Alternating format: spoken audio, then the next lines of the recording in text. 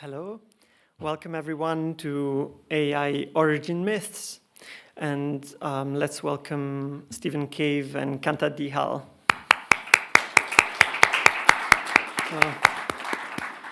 Thank you very much for being here.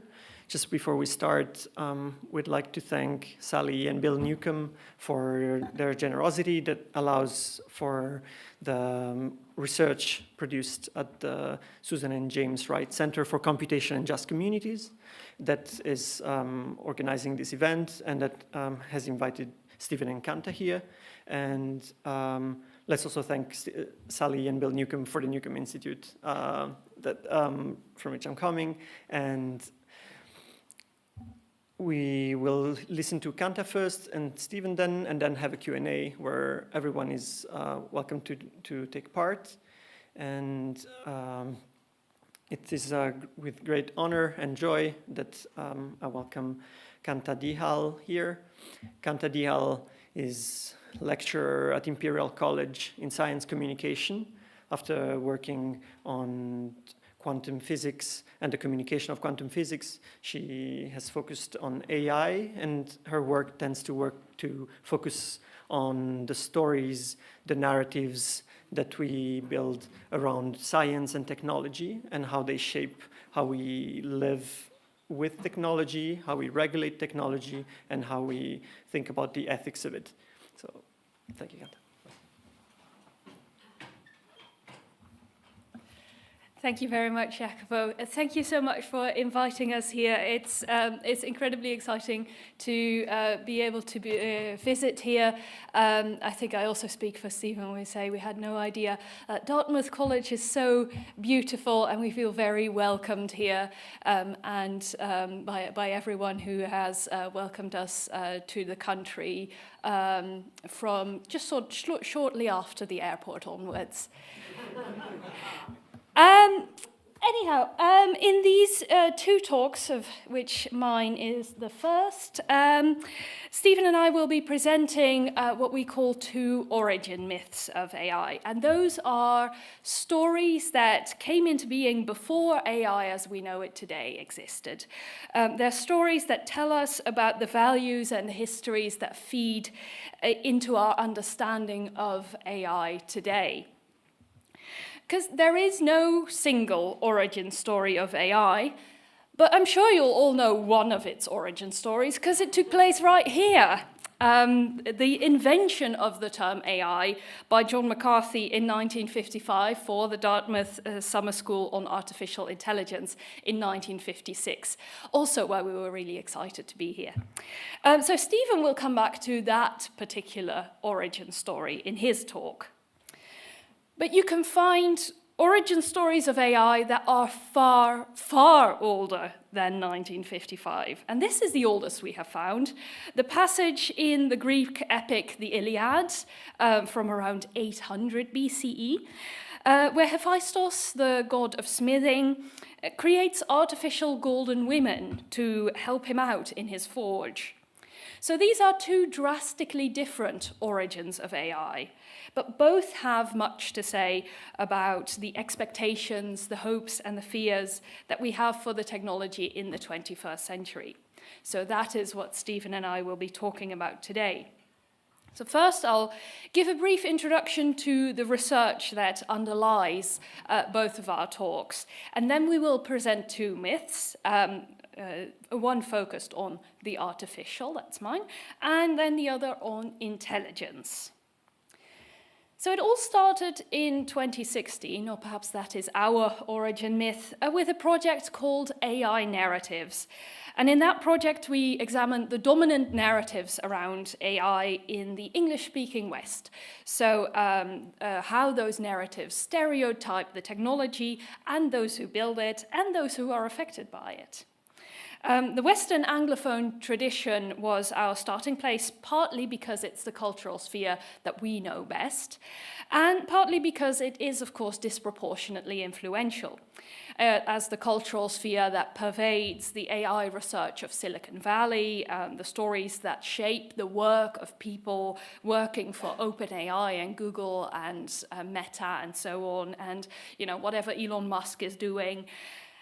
So all that work led to the edited volume, AI Narratives, A History of Imaginative Thinking About Intelligent Machines, and that came out in 2020.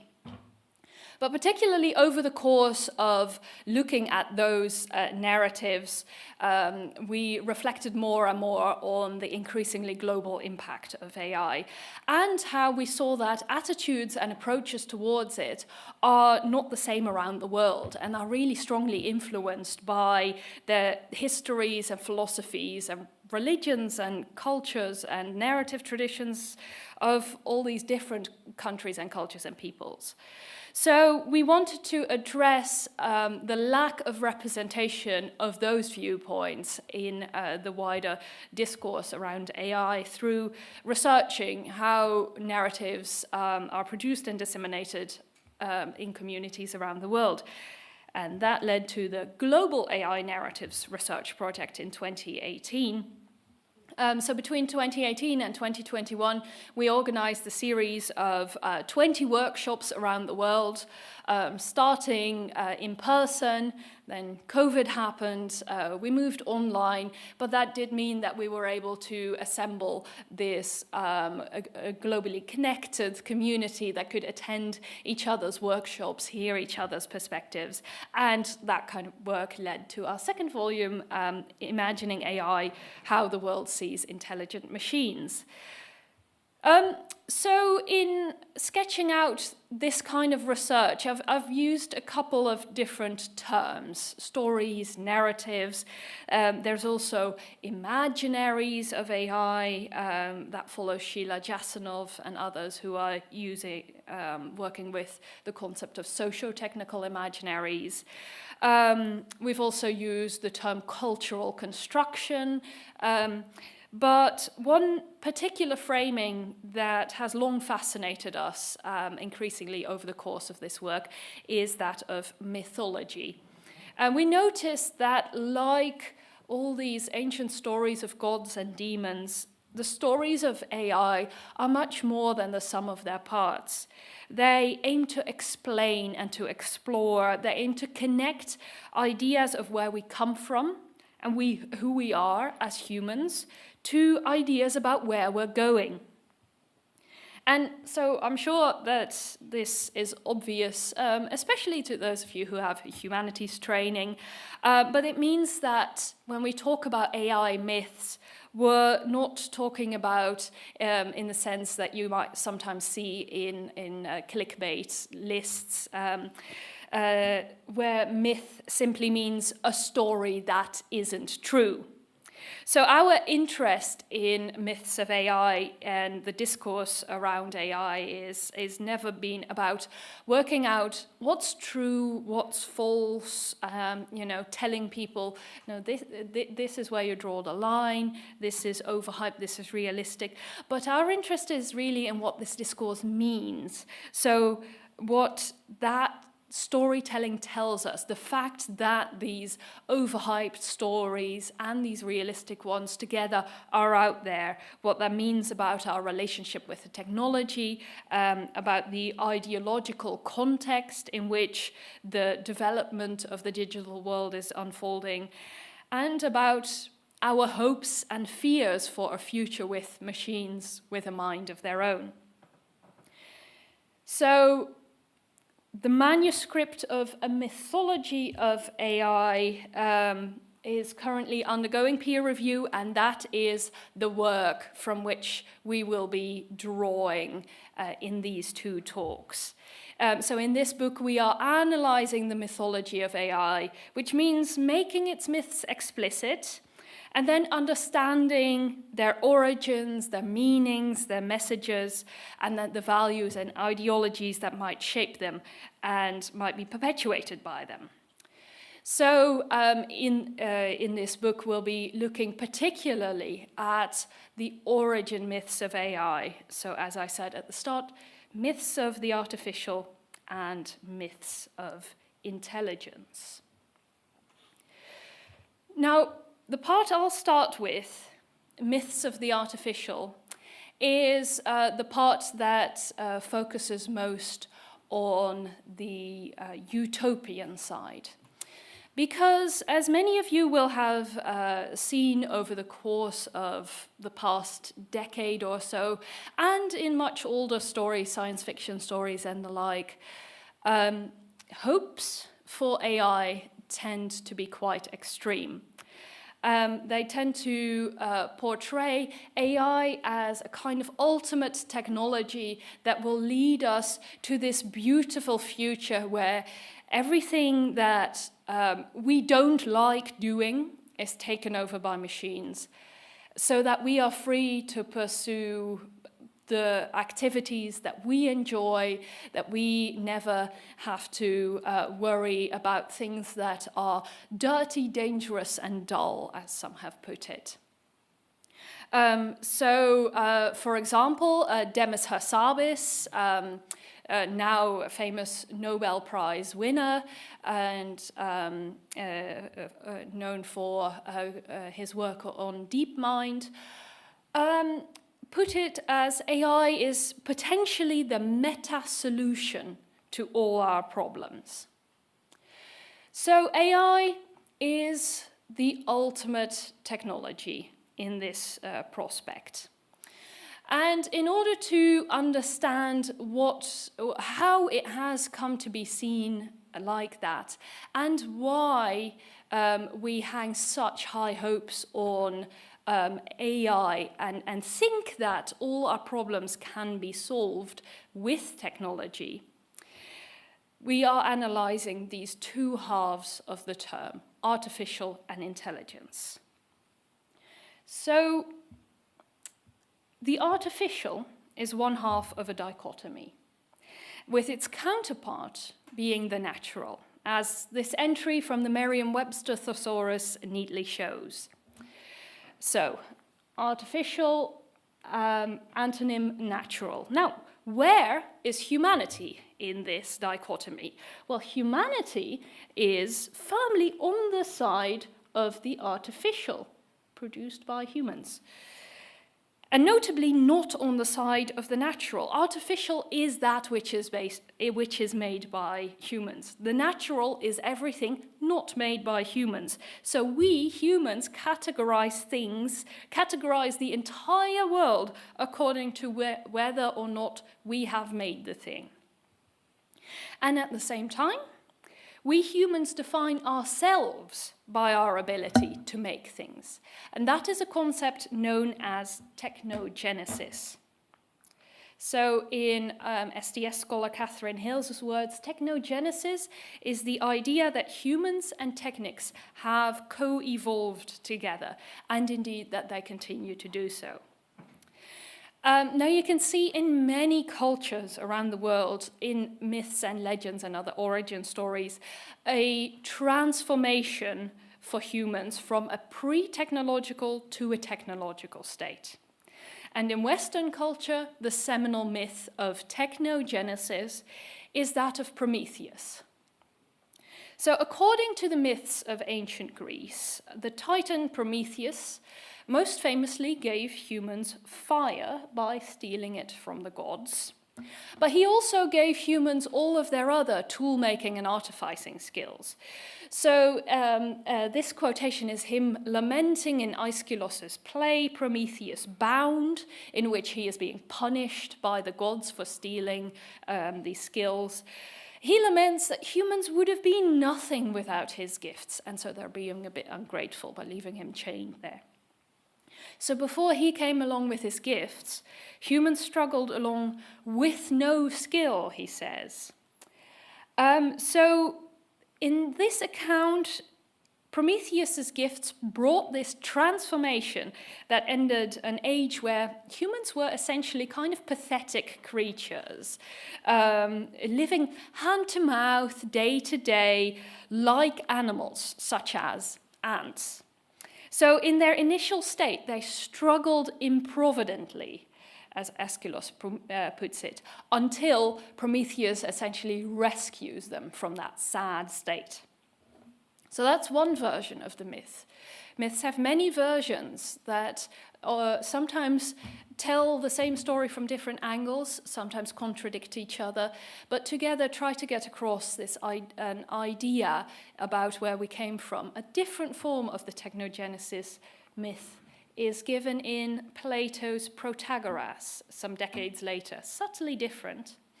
In this version, Prometheus's brother, Epimetheus, also plays a very important role. He is in charge of provisioning all the newly created animals with the attributes that they will need to survive out there in the world. So they've all just been created from clay, and they're all queuing up, and there is Epimetheus giving talons to the eagles and spikes to the hedgehogs and fangs to the tigers.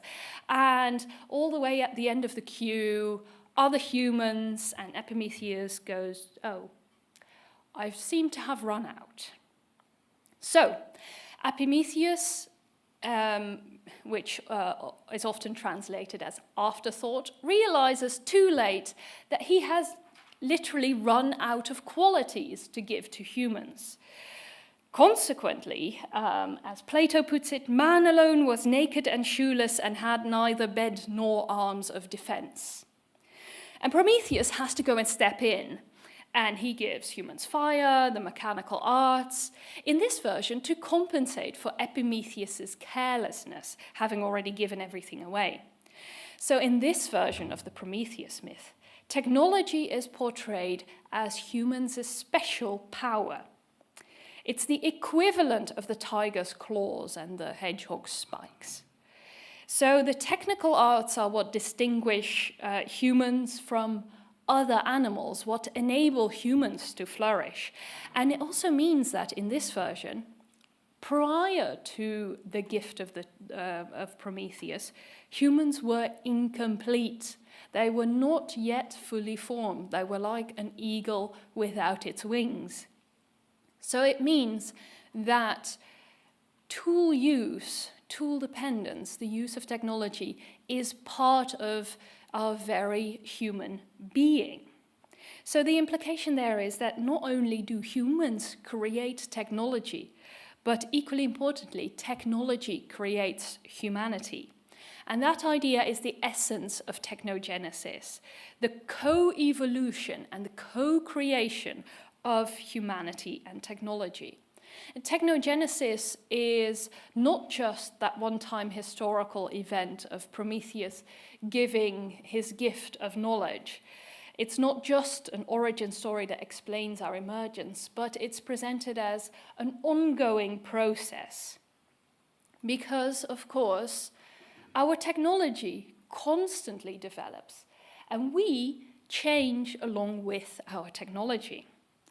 Because, of course, all species evolve under pressure from their environments, but the pace at which most species do that is glacial in comparison. And technology has its entirely own momentum.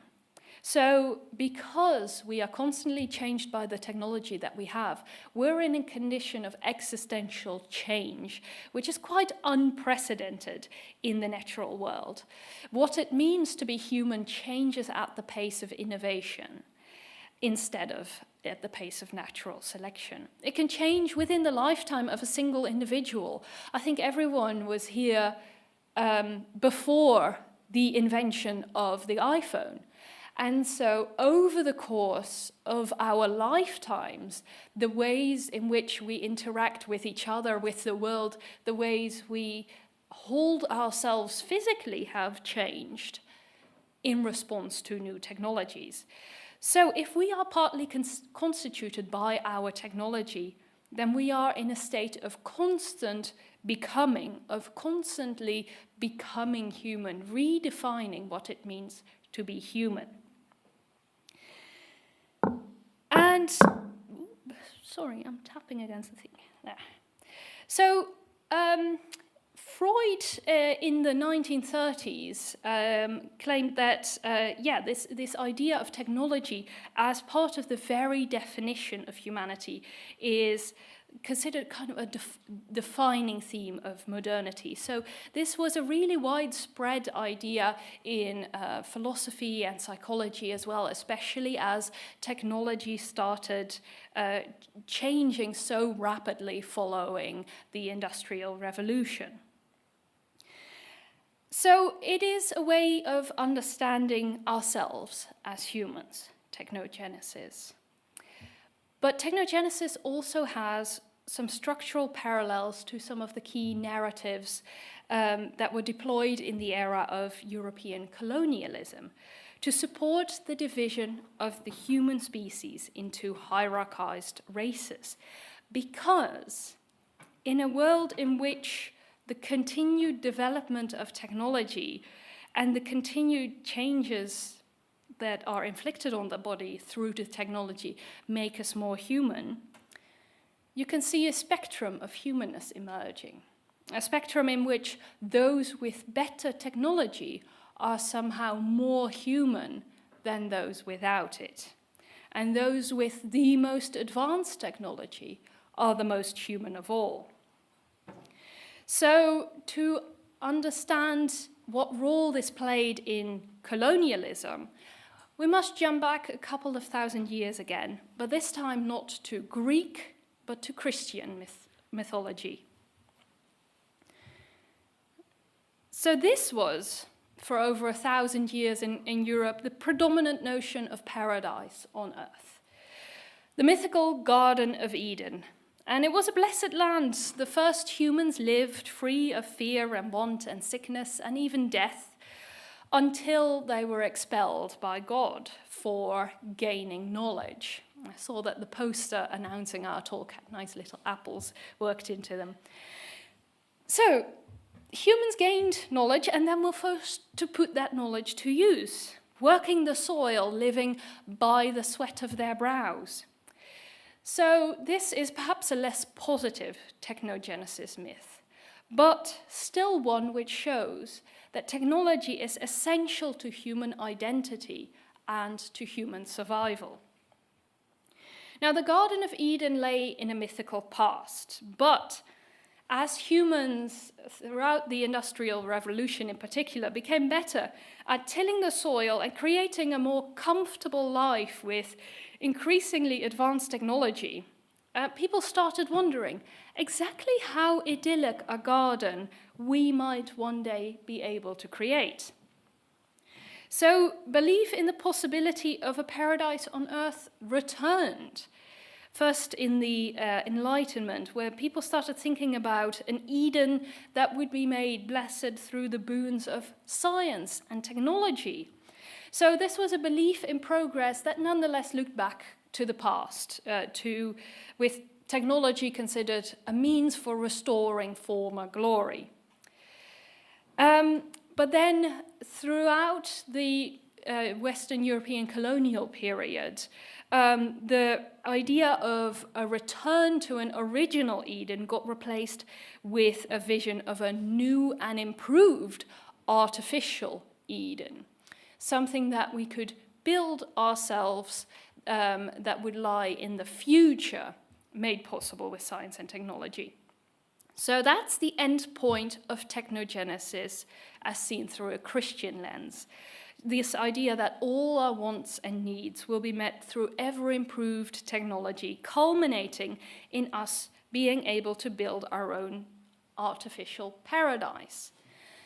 Now, given that, with ever-improving technology, artificial intelligence is seen as the culmination of that technological achievement.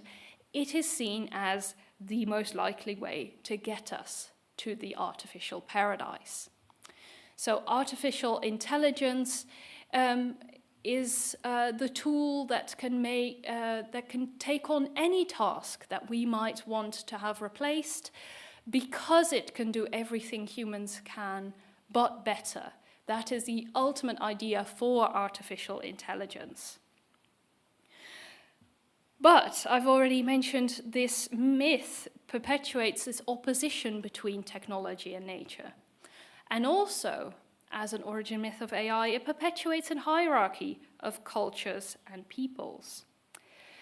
In the period of European colonialism, the conception of nature, as opposed to the artificial, extended to include other humans who were considered wild and savage, with their supposed, weak wits and lack of technology. To European conquerors were proof of their unworthiness to rule over their own lands and even over their own bodies. And the civilizing mission of the Western powers was to use their supposed superior intellect and technology to tame wild nature, lands and people, and put that to productive use. So, technogenesis tells us that more developed technology makes us more human, and less technologically developed peoples were considered correspondingly less human, and so less worthy of moral consideration. So this myth of constructing artificial Eden through science and technology is imbued with this ideology of conquest, of denigration of nature, of wanting to step away from an outgrown nature through technological advancement. And so including the people deemed closer to nature and further from that state of technological civilization. And this is what the American studies Joel Dinerstein commented on as technology as an abstract concept functions as a white mythology. So technology has long been used to justify settler colonialism and racial hierarchy. So while there are extremely positive and progressive aspects to this myth of an artificial Eden, of having AI perfect our future for us, like having a sustainable, egalitarian society free from sickness and conflict and want, at the same time, there is the dark sides of this legacy that the mythology of AI has inherited. So it's the hopes for ever improving technology that are an important reason for the utopian and the dystopian extremes that our imaginaries of AI take. But it's not only the artificial that explains why AI comes with such an influential mythology. It's also the second part of the term AI, intelligence, the idea that we're not making just an ever-improving machine, but one with a mind. And that's what Stephen will focus on in his talk. Thank you.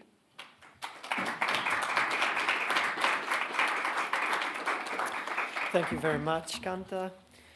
It is now an honor and a joy to welcome Professor Stephen Cave. Professor Stephen Cave is the director of the Institute for Technology and Humanity at the University of Cambridge and of the Leverhulme Center for the Future of Intelligence, also at the University of Cambridge.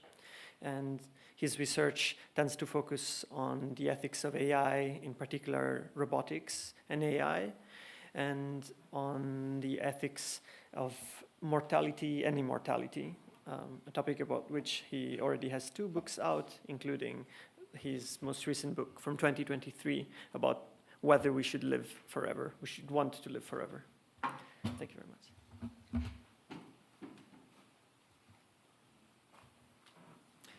Well, thank you so much, Jacopo, and to all those who have hosted us here. It's a pleasure to be here in Dartmouth for our first time. It's a really beautiful campus, and I'm very grateful that you've laid on grey skies and light drizzle to make us feel at home, coming from England as we are. So I'm going to pick up on some of the themes that Kanta has already mentioned in talking about myths of the artificial, by talking about myths of intelligence, and we will come back to that famous Dartmouth picture, I promise. So first of all, I want to introduce this letter. This is an open letter on research priorities for robust and beneficial artificial intelligence from 10 years ago, which marks an important point in the current AI revolution.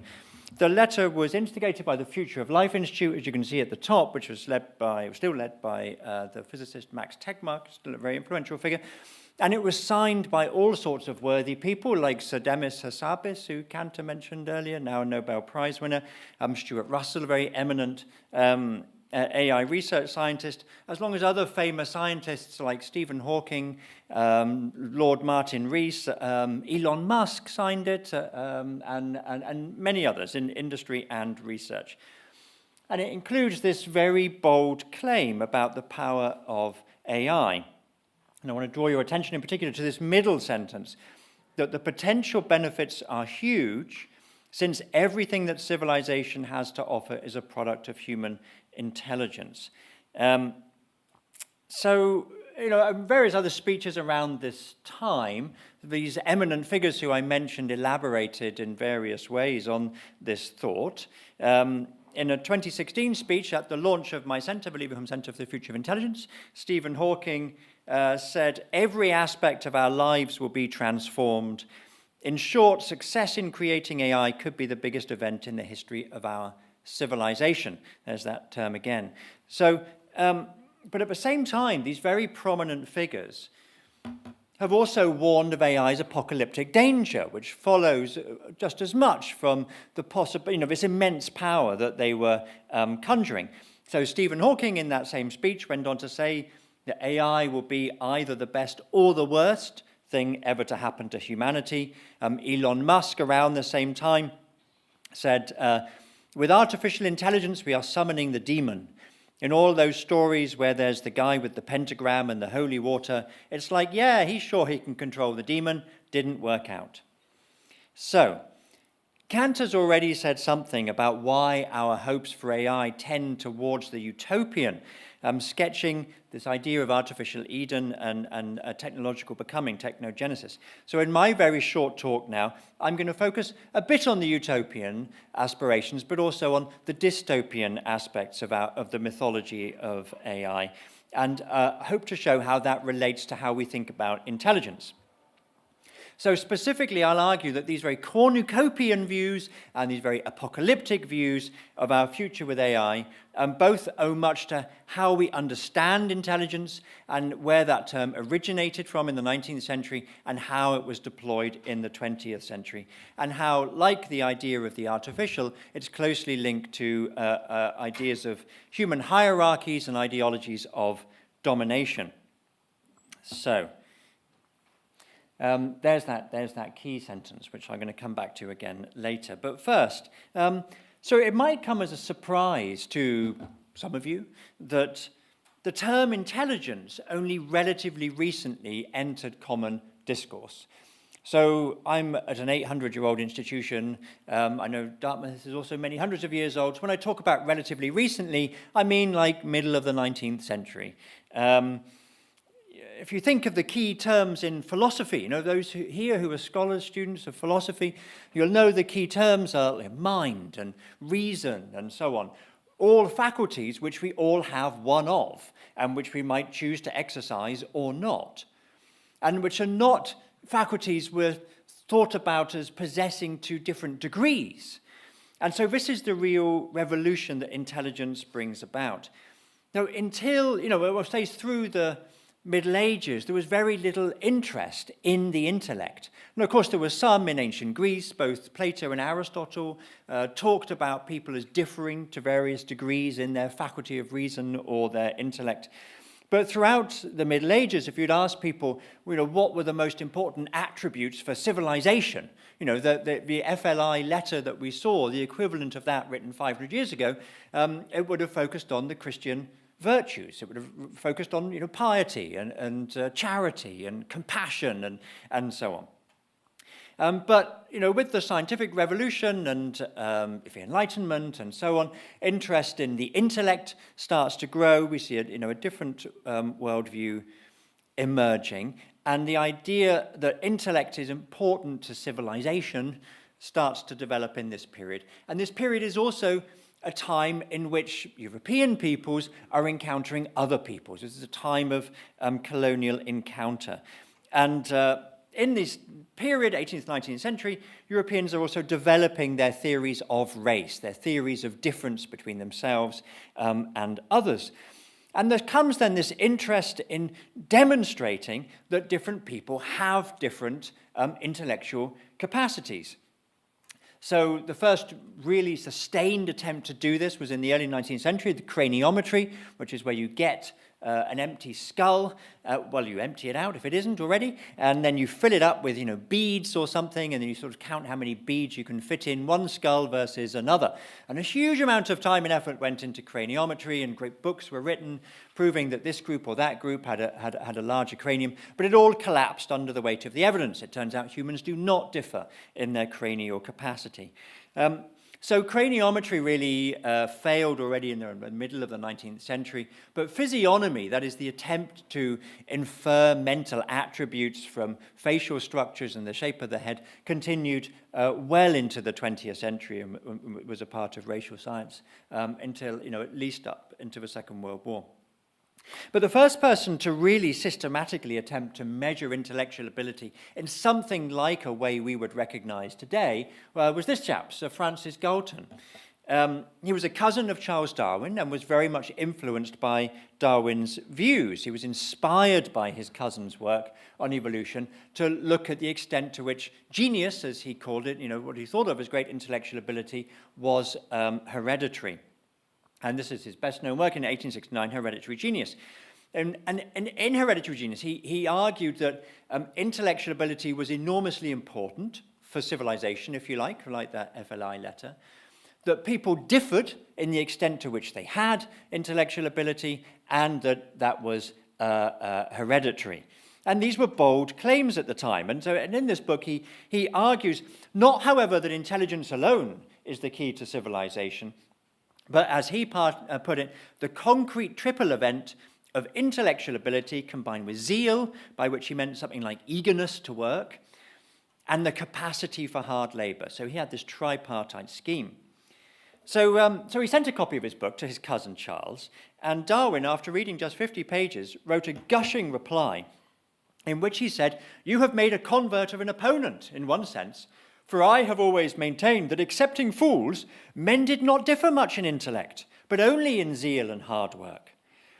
So it's worth reflecting for a moment on this exchange from just 150 years ago, where Charles Darwin, an incredibly close student of human nature, his books on human nature, on the descent of man, on the emotions and so on, still very influential, incredibly perceptive. So, a man who we would today regard as a genius, a close observer of human nature just 150 years ago, is saying it never occurred to him that people differed much in intellect. Just think how different that is to contemporary society, in which, of course, we assume that people differ in intellect. So, in the 19th century, when this exchange was happening, then if you had asked people what are the attributes and virtues that are key to civilization, that have mentioned those Christian virtues that I mentioned before, and perhaps added some of the virtues that were popular in the 19th century, like industriousness and ingenuity. But it's very unlikely that anyone would have mentioned intelligence or intellect. Hence Galton's book was such a revolution. But that revolution very quickly takes off and spreads around the world. So first in France, there's a chap, Binet, who develops something like the modern IQ test, a kind of battery of tests of different kind of intellectual abilities. That was in 1904, but 8 years later in Germany, Wilhelm Stern coins the term IQ, intelligence quotient. But it's not until these ideas come to the US that they really start to gain traction. And there's a group of psychologists spread around the US, here are two of the most influential, who pick up this idea and start deploying it at scale. So Lewis Terman, who took Binet's test, and he was based in Stanford and created the Stanford-Binet test, which is still used today in new iterations, and Carl Brigham, who invented the SAT, of course still used today in various iterations. Their great coup was persuading the army during the First World War to use these tests. 1.75 million people were tested then in order to work out who ought to be an officer and who not. And on the basis of that, they all wrote books about the importance of intelligence. And in a flash, according to the historian John Carson, in a flash, intelligence becomes a term of central importance. And what John Carson calls the regime of intelligence spreads to all aspects of American life. So to quote Carson, it was used as a method for school systems to sort their students and place them in different educational tracks. I mean, still continues to this day. It happened to me in England in the 1970s and 80s. For universities to choose among applicants, which of course it still does. For industries and the government to select for entry-level white-collar jobs. For the immigration service to decide who to admit into the country. Even for voting, for jury duty, police promotions, automobile licensing, and so on. So one of the functions of art in general is, of course, to question and problematize and satirize current social norms and ideologies. And science fiction in particular, which we engage with a lot in mine Kanta's work on the mythology of AI, has a particularly rich tradition of doing this through what science fiction scholar Darko Suvin calls cognitive estrangement. It is portraying a world that's plausible enough, yet also different enough to jar the reader into seeing in a new way a familiar theme. And that's exactly what Kurt Vonnegut does in his first novel, 1952, Play a Piano.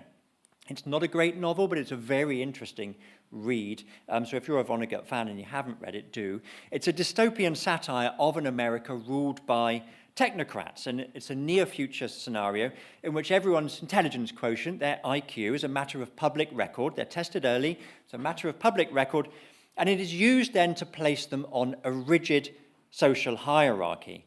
And then a computer, the EPICAC as he calls it, decides what IQ and aptitude levels would separate the useful men from the useless ones. And those who are deemed useful then get to care for the machines and live in a sort of sanitized suburbia. And those deemed useless drown their sorrows and plot revolt. So Vonnegut's satire points primarily to the extraordinary prominence of intelligence testing in mid-century America, but also around the world, in the UK, for example, where I'm from. And he's pointing to it and pointing out that it is superficial and cruel. And at the same time, he's bringing in the EPICAC, this computer, which references, if you're interested in the history of computing, the ENIAC and these various other acronyms that were used for the early computers. The ENIAC, built in 1945, was the first programmable digital computer. And so here we see in the early 50s, Vonnegut pointing to a link between what he thinks of as the callous bureaucracy of the regime of intelligence and these new machines, the computers that are meant to facilitate and automate and emulate this cold, calculating intelligence. And it was against this backdrop that John McCarthy and colleagues chose to coin the term artificial intelligence. So, as I'm sure you all know, McCarthy convened a group of leading figures to come here to Dartmouth in 1956. So the term artificial intelligence was coined in 1955 when he wrote the grant proposal for the workshop. And many of McCarthy's colleagues were deeply unhappy with this new term, artificial intelligence. They described it as flashy and phony. There were loads of alternatives at the time. There were already established fields in cybernetics, hypothetical automata, complex informational processing, neural theoretics, and all sorts of many different, some much more established terms than artificial intelligence. And McCarthy chose it because it was flashier than the others. And he thereby yoked the field of advanced computing, as it was then, to the mid-20th century hype around intelligence as a unitary, measurable quality of pivotal significance for civilization. So unlike the great majority of scientific and technological neologisms or terms, McCarthy didn't coin AI to describe a piece of equipment or a new discovery or anything that existed at the time, but rather to describe in these very sensational terms, an aspiration, a dream, a myth, if you like. So today, obviously AI is a huge field, but the measurement of intelligence also is still a huge field, and there's a very active field of research around it, and a multi-million-dollar industry. And I'm not going to comment on the many debates within the study of intelligence and psychometrics, and I'm not trying to debunk anything with what I'm doing here. As Kanta said earlier, in pointing to what we see as the myths around AI, we want to point to the ways in which they're value-laden, the ways in which they're culturally and historically specific, and also embed and perpetuate ideology and normative baggage. So, how does intelligence do that? Well, I think you're already starting to get a sense. But let's go back to Galton for a minute. He invented intelligence testing. He invented that, well, he really did so much to propound this idea that intelligence was crucial and that people differed in the extent to which they had it and that it was hereditary. He was also the inventor of eugenics. Literally, he coined the term eugenics, and he actively advocated for eugenic programs. The science of improving stock, as he put it. And for him, intelligence was the crucial determinant of whether people should be allowed to breed, whether individuals or groups, races, as they put it, should be allowed to breed or not.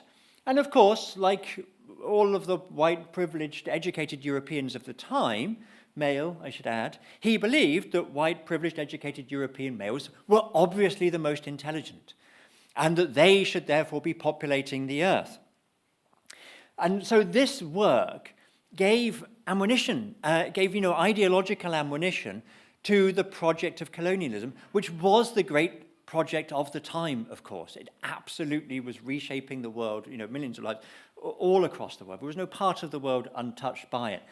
And if you think at that time, people from my country, from the UK, also here in the US, who wanted to believe they were good people, and yet who at that time were, enslaving others, taking their land, killing those people, taking their resources and so on. They needed stories they could use to convince themselves that they were nonetheless good people while doing this.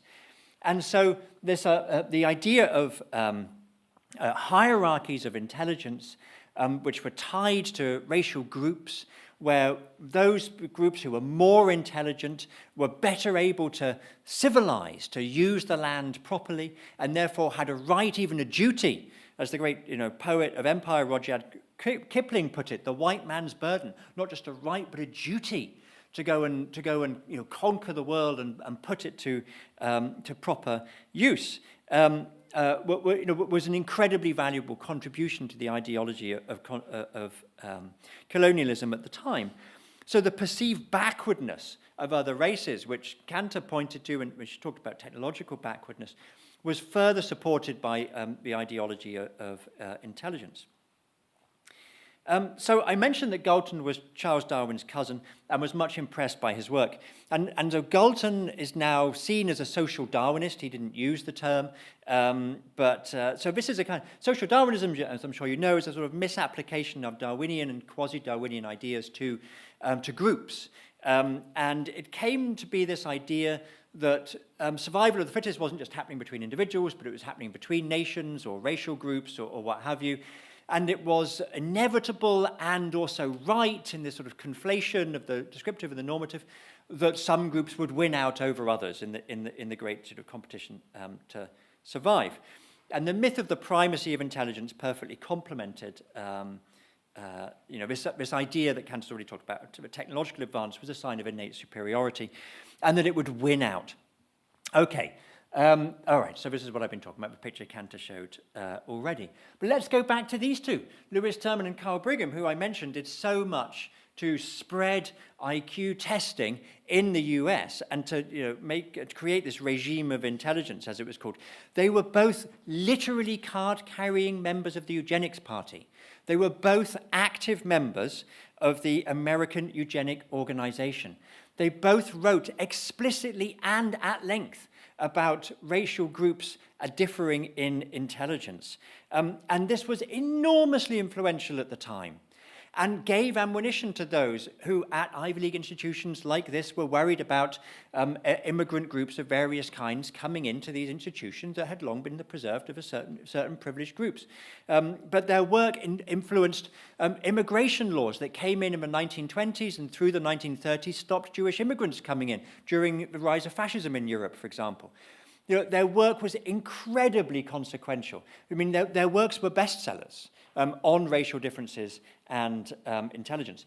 Interestingly, Brigham in 1930 completely recanted and said the idea that racial groups differ in intelligence is completely baseless, and he had got it all wrong, which is admirable of him, of course, but by then his views had taken on a life of their own, a life that they still have, of course.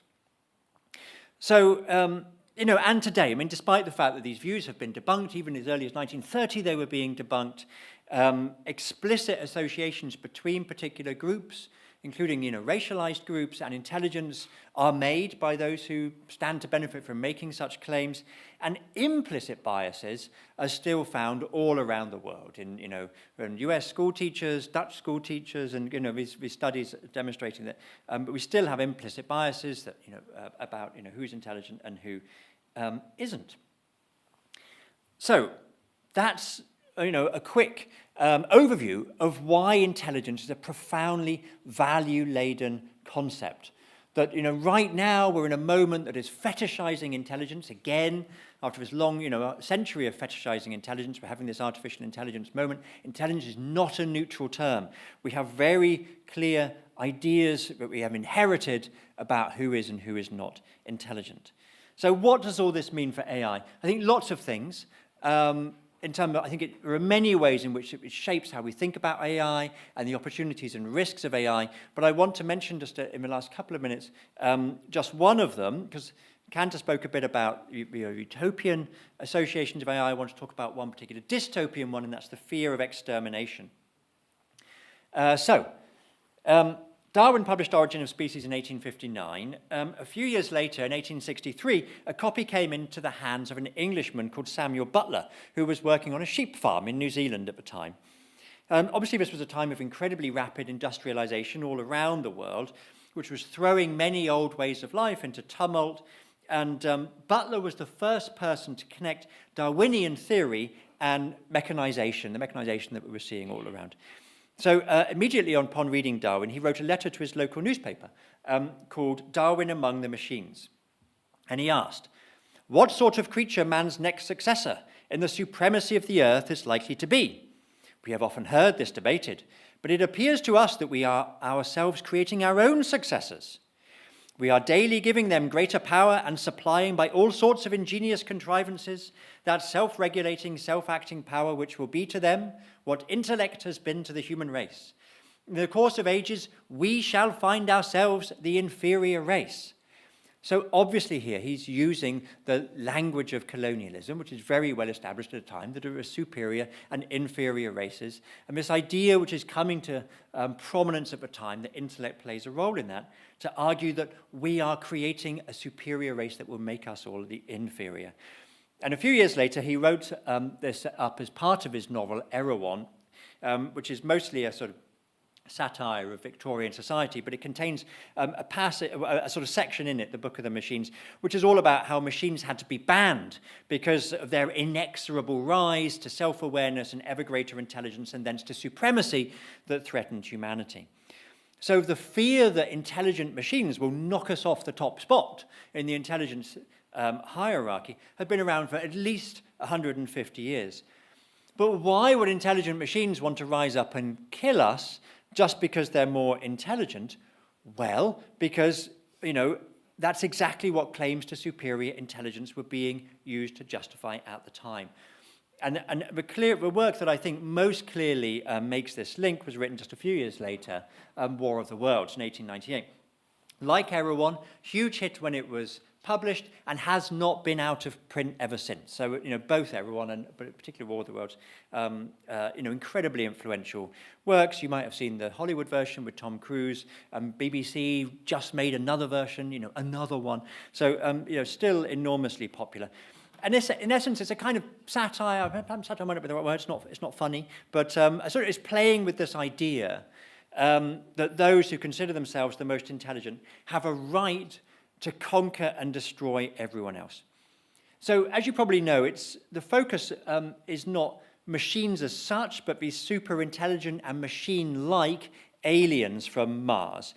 And these Martian invaders are described in their tripod, their famous, that does have 3 legs, yeah, in their famous tripod-shaped vehicles as monstrous beings of metal, with intellects vast and cool and unsympathetic. You know, again, much like the way Vonnegut was describing the machines 50 years later. And these Martians possess minds that are to our minds as ours are to those of the beasts that perish.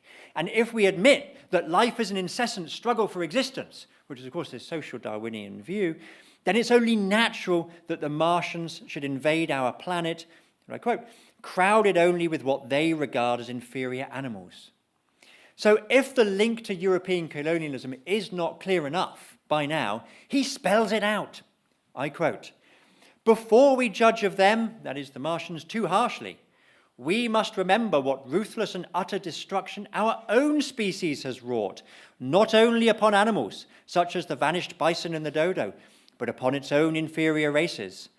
The Tasmanians, in spite of their human likeness, were entirely swept out of existence in a war of extermination waged by European immigrants," which is sadly true. European immigrants completely destroyed the people of Tasmania. So, the Terminator, a figure you all know and which very much shapes how we think about AI today. What is the origin of the Terminator? Well, we can see the fear of the machines that claim to be superior to us, that gain some kind of self-awareness and that replace us, in the story of Wells's Martian machines from over 100 years ago. But they were inspired by the British and the other Europeans and their descendants in the settler colonies, those who exterminated the Tasmanians and murdered and enslaved and stole from countless other peoples around the globe, justifying all of this with the claim that they were more civilized and more intelligent. So this explains a phenomenon frequently observed, and Kate Crawford, the AI ethicist, was one of the first to point out that it's predominantly affluent white men who are concerned about the dangers of superintelligent machines. Because for much of the world, the machine apocalypse doesn't lie in the future, it lies in the past. It happened when the gunships turned up, full of the white men with their rifles and their cannons and their mortars and their railroads and so on. But for the privileged classes of the industrialized West, Europe and Europe's settler colonies, whose ancestors created the ideology that superior intelligence confers the right to dominate others, they're the ones who have most to lose from the emergence of entities that are vastly superior in intelligence. Those are the ones who might knock them off their top spot. They're the ones who are kept up at night by visions of a Terminator, literally of their own making. And that's all I've got time for. Thank you.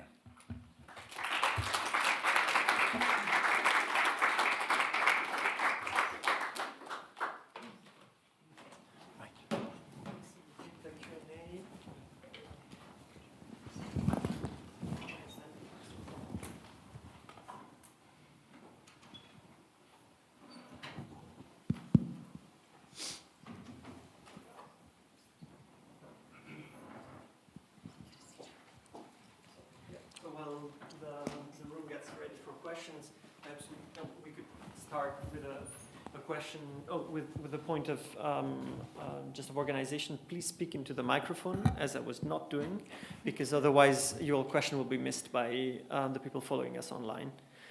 And we have two microphones walking around the rooms with the kind help of Andy and Christine.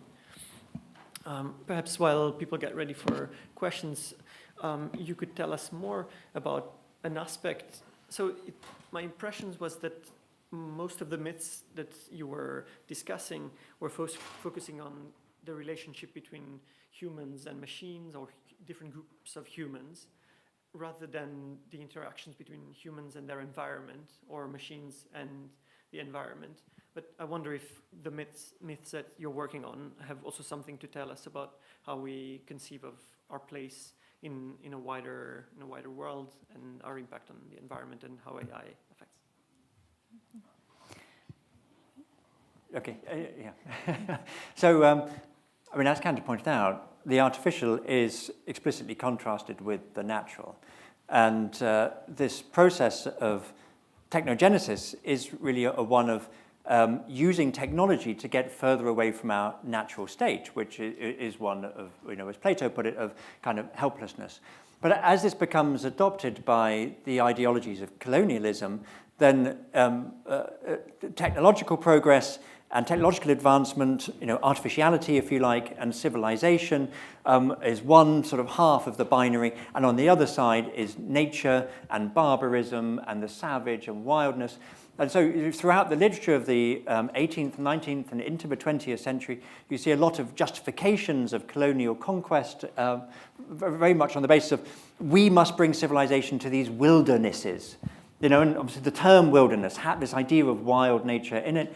And as Kanta mentioned, the people who live there are seen as wild and savage, which is just another word for wild. And because they're not using their land properly, they're not putting it to the plow properly, bringing the benefits of civilization, they don't have a right to use it. So technological becoming is seen as distancing from nature and mastery over nature.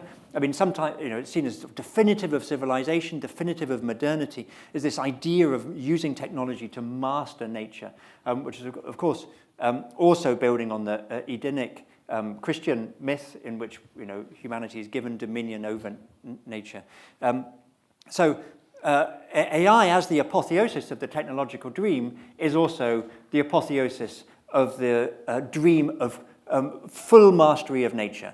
And so the kind of utopian statements you get from people like Demis, I mean, Demis is a very nice guy. I've known Demis for many years. So but I mean, sort of these expressions of technological utopianism that you hear from people like Demis, driving the AI revolution, that we will be able to use this technology to, solve physics, cure cancer, solve poverty, do anything. It is, even master our own bodies, or Ray Kurzweil, for example, become immortal and so on.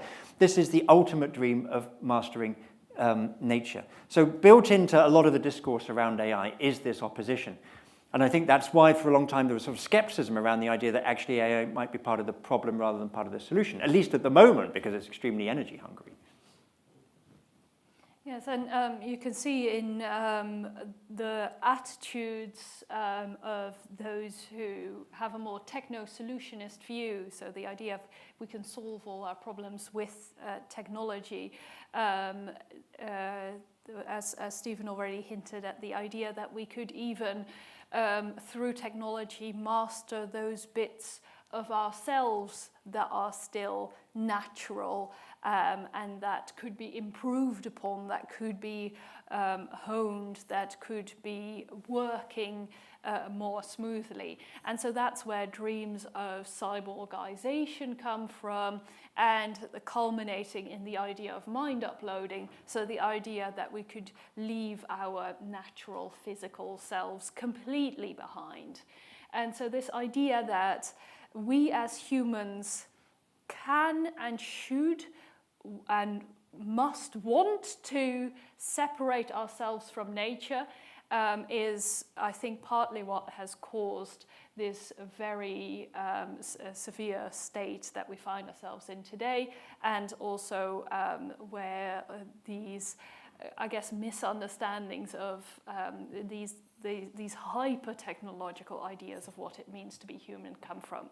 So that it doesn't become, well, humans are part nature and part technology, but no, technology belongs to us and we must be all technology. Okay, thank you very much. And perhaps another things that is also coming through some of your myths and some of part of your answer now is a question about the creators of these technologies. I wonder if you want to tell us more about the myths, what the myths have to tell us about that side of the question. Mm-hmm. Yeah, so we've focused much on the creations, the AIs themselves, but in this mythology, there is also much said about those who create the AI.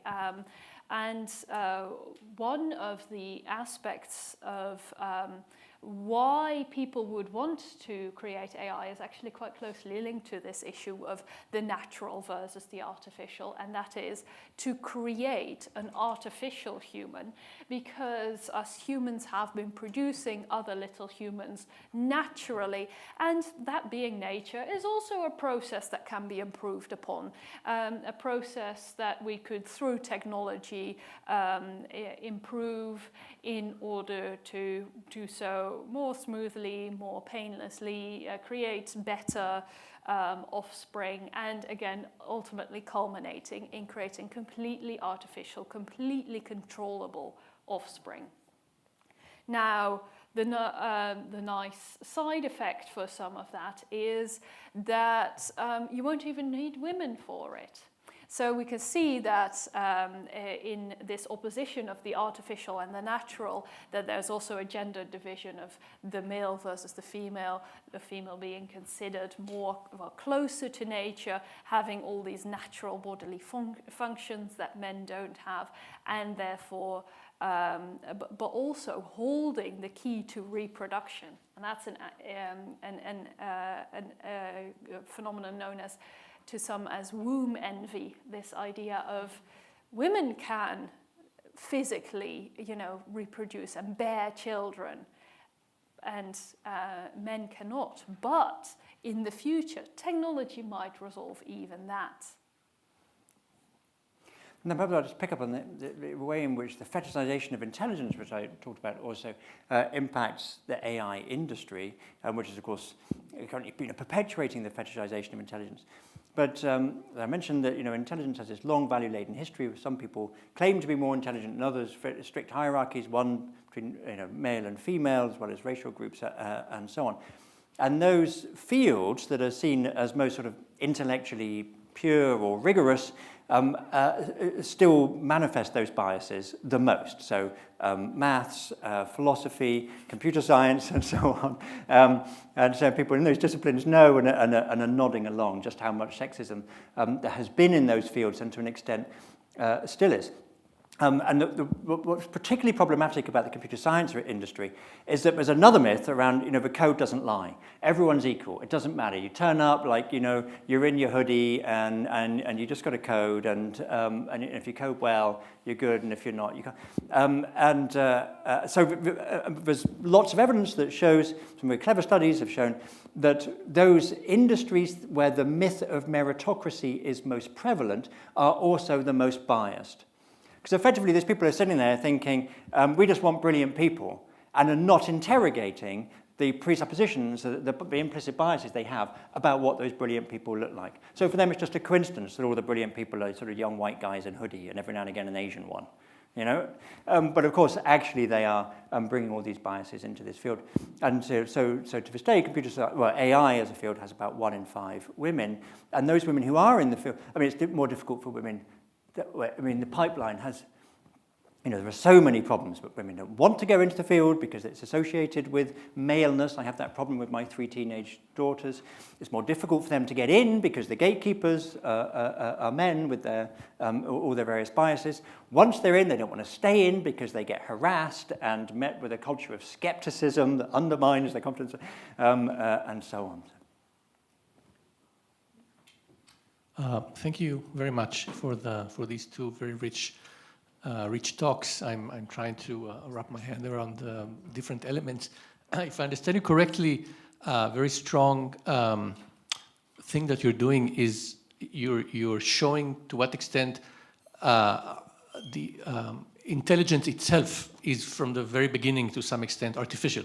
So there is artificiality of the very, before we speak about contemporary artificial intelligence, the whole discourse of intelligence has artificiality in it, be that from the 19th century or even to 8th century BC.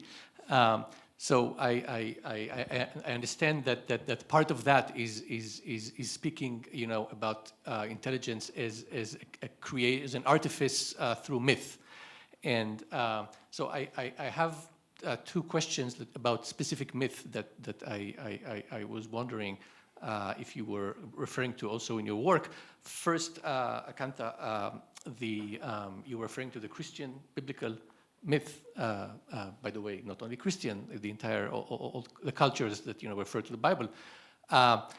Interestingly, you didn't mention the fact that according to this myth, human intelligence is artifice, is created. There is a creator. So in the sense, there is a non-human intelligence that creates the human intelligence, in a sense, with a lot of analogy, therefore, to what will be considered an artificial intelligence. So theology, to say it quickly. And the second kind of myth, more connected to the second talk, I'm thinking about Adorno and Horkheimer, the myth of Enlightenment, in a sense, so not only what we call myth as myth, not only books and legends, but science itself as a mythology. And I was wondering if this is also what you mean when you refer to Darwin or to his cousin, if this also a part of what you're saying, that the science itself that we have is a kind of mythology, is a kind of artificial mythology. Yeah, it's great that you bring up the creation of humanity as itself, humanity being an artificially created intelligence, because that also ties into this narrative of the creator of the AI and what are people trying to achieve in creating AI. So there's this line in the film Ex Machina, which puts it quite succinctly, which is that creating a completely convincingly human-like artificial intelligence is not the dominion of men but of gods. And so this idea that eventually through ever further technological development, we might one day be like gods in creating our own intelligent human-like being is a strong motivator. And the idea that we might even emulate the gods by creating something that is smarter than or otherwise better than humans. But of course, then the fear becomes that this might become a god in itself because it is in so many ways better than humans. And then, will it be like those gods of so many religions that can be quite jealous and nasty and vicious to the less important humans? Yeah, well, certainly I think that the Enlightenment view that we're post-myth is a myth, clearly. I think mythology is still a very helpful way of understanding the relationship between ideology and the kind of stories that we tell. Whether science and technology is a myth, I suppose science, technology, and myth are three very big words. And of course, hiding behind the word science and technology is such a vast array of different theories and methods and practices and so on. I certainly wouldn't want to dismiss science and technology. I'm sure, I wouldn't be here today, I'm sure, without scientific and technological progress, which is, of course, very real. But equally, it's true that science and technology are mythicized. And Darwinism is a very interesting example. I mean, Charles Darwin was mostly a sort of decent chap, not particularly racist for his time, mostly anti-slavery when he opined on these things, and was trying to sort of get to the bottom of things as he understood them. But of course, his views have had an enormous life beyond what he intended, and social Darwinism is certainly one way in which his views were taken up and mythologized.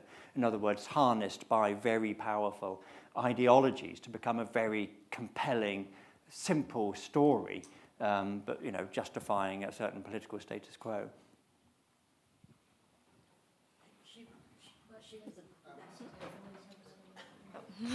Sorry. I'm not sure like if like I have like specific questions, but just more like thoughts that I'm curious of your like responses to.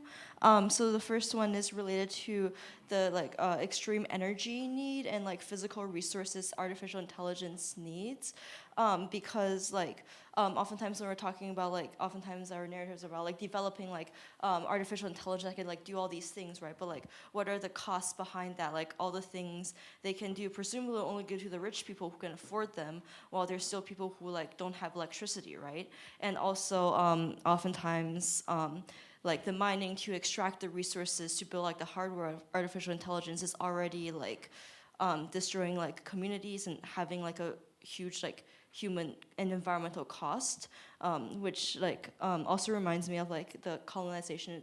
It seems like again we are using intelligence to justify like colonization from an environmental standpoint. And another thought I had was that how like intelligence really is artificial intelligence, specifically how it is like generated 100% from all the human intelligence that has like read essentially, and also like groups like Mechanical Turks, right? Like where they would like do like specific like tasks. They're like exploited for their labor, paid very poorly. Also seems like, I don't know, like it reminds me of the colonization idea, and also makes me question like, is this intelligence like really like instead of like worrying about that intelligence will become like God and then therefore destroy us, like should we like think about how we are in our like pursuit to create this like great intelligence, like destroying people who are like less intelligent or have less resources? Thank you. Yeah, I think in response to your first question, that's exactly that opposition between technology and nature that's being used now to justify following logics like, well, if that lithium is just buried in the ground there, it's not doing anything productive, it's not being useful, and humans could put that to better use to create machines that could make our lives more comfortable. And and those who are most in favor of that narrative push the hardest in favor of everybody who is able to must adopt these technologies, and those who don't want to are Luddites and backward-looking or poor, sad people who need to be saved. So, and that's why there is now indeed a form of neo-colonialism going on with lots of sort of semi-charitable initiatives to bring internet access and smartphones and super cheap Chromebooks and the like to places where they weren't available previously. But that creates a massive lock-in of them making an entire, now slightly more prosperous economy dependent on then that company.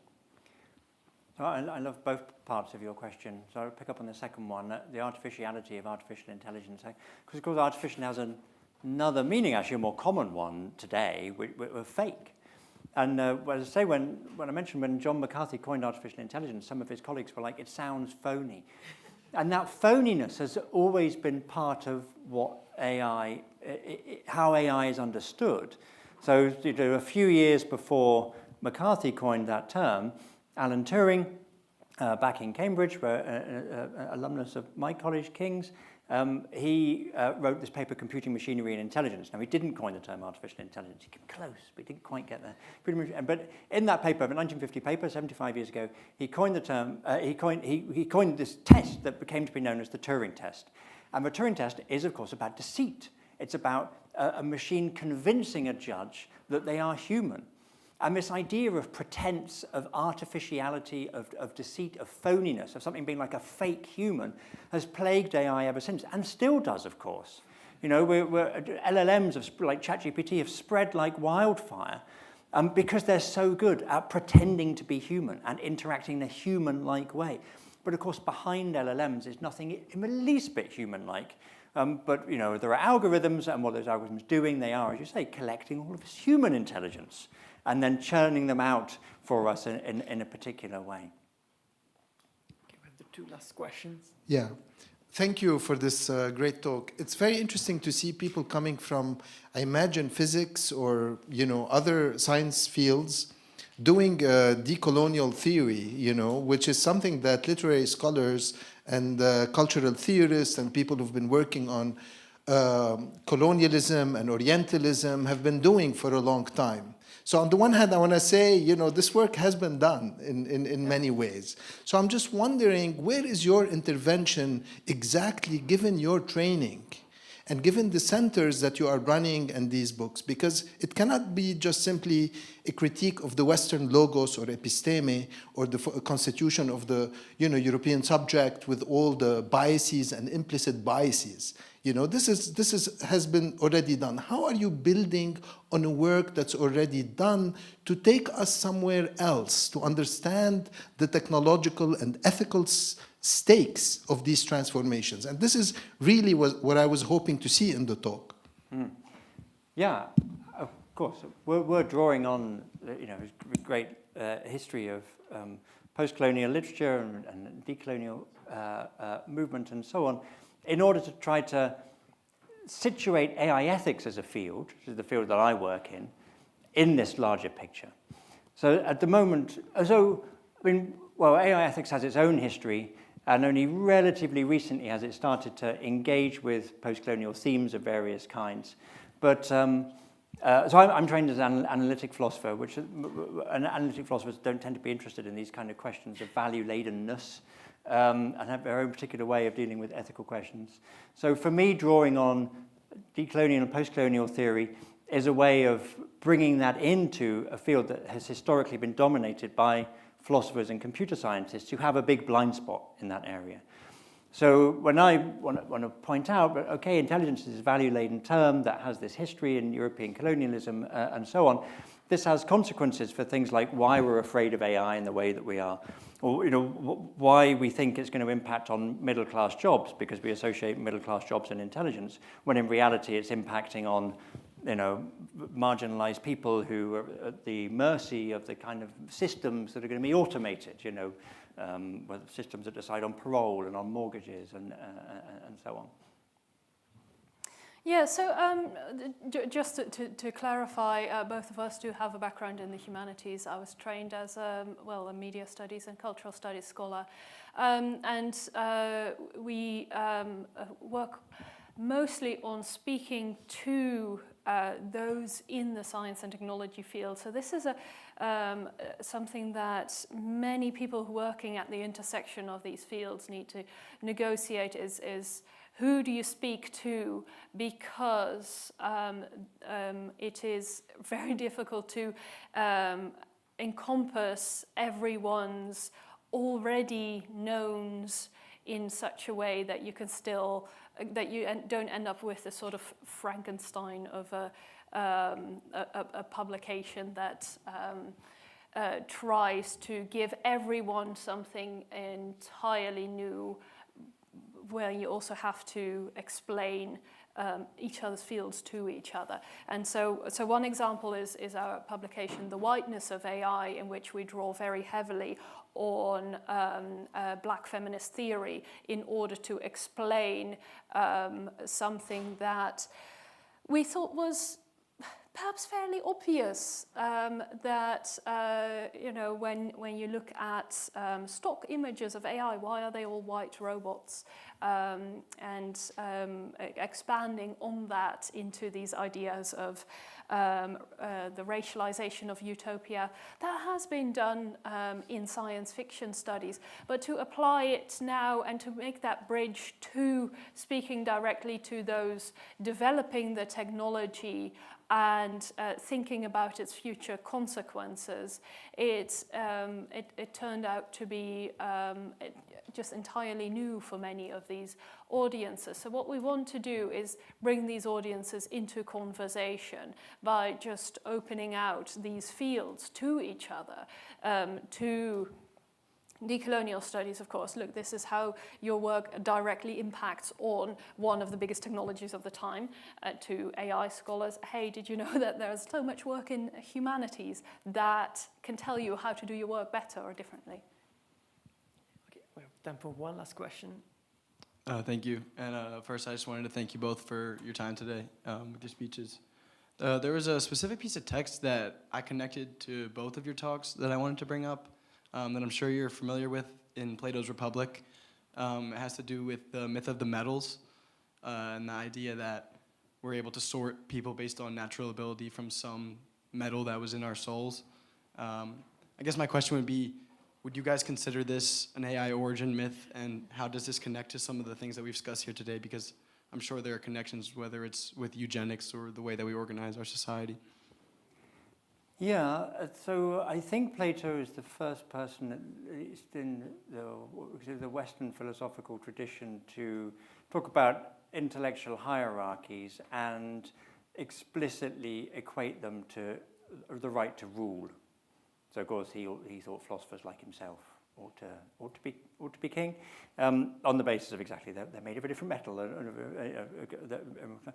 And just one generation later in Aristotle, we see him talking about this as if it's sort of obviously true. Like for Plato, it seems to be a bold new theory that he's putting out there to sort of rival democracy or tyranny or oligarchy or whatever. Whereas Aristotle talks about intellectual difference and different kinds of status as if it were obviously true. And Aristotle explicitly uses it to justify slavery, of course. And this then has an enormous influence on European slavery and colonialism many hundreds of years later. So yes, I didn't go back that far in that talk, but that is the origin of the idea as a sort of philosophically defended idea, I think, in the Western tradition. Thank you. Before we thank our speakers, I'd just like to thank Professor Susan Bryson, the director of the Susan and James Wright Center for Computation and Just Communities, for making this event possible and for hosting our speakers today. Thank you very much, and thank you again to Kanta and Steven. Thank you for having us.